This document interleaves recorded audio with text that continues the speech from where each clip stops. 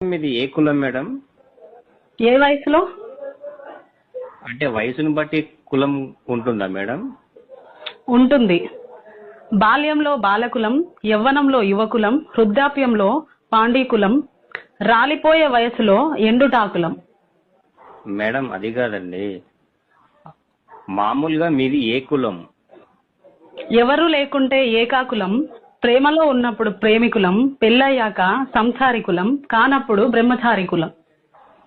అది కాదండి మేడం, కమ్మ కాపు లాంటి మీది ఏ కులము? ధనముంటే ధనికులం, లేకుంటే బీదకులం, దేవుణ్ణి నమ్మితే ఆస్తికులం, నమ్ముకుంటే నాస్తికులం. మీకు అసలు కులం లేదా?